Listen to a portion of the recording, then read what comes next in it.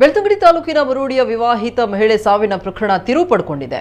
ವಾಣಿಶ್ರೀ ಸಾವಿನ ಬಗ್ಗೆ ಸಂಶಯವಿದ್ದು ಸೂಕ್ತ ತನಿಖೆ ನಡೆಸುವಂತೆ ಆಕೆಯ ಹೆತ್ತವರು ವೇಣೂರು ಠಾಣೆಗೆ ದೂರು ನೀಡಿದ್ದಾರೆ ಅಂತ ತಿಳಿದು ಬಂದಿದೆ. ಹೊಸಮಾರು ಈದುವಿನ ವಾಣಿಶ್ರೀಯನ್ನ ಕಳೆದ 1 ವರ್ಷಗಳ ಹಿಂದೆ ಬೆಳ್ತಂಗಡಿ ತಾಲೂಕು ಮರೋಡಿ ಗ್ರಾಮದ ಪಚ್ಚಾಡಿ ಪ್ರಶಾಂತ್ ಕೋಟ್ಯಾನ್ ಎಂಬವರಿಗೆ ಮದುವೆ ಮಾಡಿಕೊಡಲಾಗಿತ್ತು. ಇತ್ತೀಚೆಗೆ ಆಕೆಯ ಪತಿ ಪ್ರಶಾಂತ್ ಕೋಟ್ಯಾನ್ ಬೇರೆ ಮಹಿಳೆಯೊಂದಿಗೆ ಅನೈತಿಕ ಸಂಬಂಧ ಹೊಂದಿರುವ ಸಂಶಯದಲ್ಲಿ ಗಂಡ ಹೆಂಡತಿ ಮಧ್ಯೆ ಜಗಳ ನಡೀತಾ ಇತ್ತು ಎನ್ನಲಾಗಿದೆ. ಇದೇ ವಿಚಾರದಲ್ಲಿ ವಾಣಿಶ್ರೀ ಮಾನಸಿಕವಾಗಿ ಕುಗ್ಗಿ ತೀವ್ರ ಅನಾರೋಗ್ಯಕ್ಕೆ ತುತ್ತಾಗಿದ್ದಳು ಎನ್ನಲಾಗಿದೆ.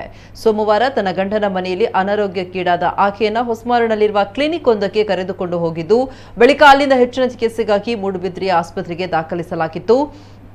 ಆದರೆ ಅಲ್ಲಿ ಚಿಕಿತ್ಸೆ ಫಲಕಾರಿಯಾಗದೆ ವಾಣಿಶ್ರೀ ಮೃತಪಟ್ಟಿದ್ದಾರೆ ಅಂತ ದೂರಿನಲ್ಲಿ ಉಲ್ಲೇಖಿಸಲಾಗಿದೆ. ಹೆಚ್ಚಿನ ಮಾಹಿತಿ ತನಿಖೆಯಿಂದ ತಿಳಿದು ಬರಬೇಕಾಗಿದೆ.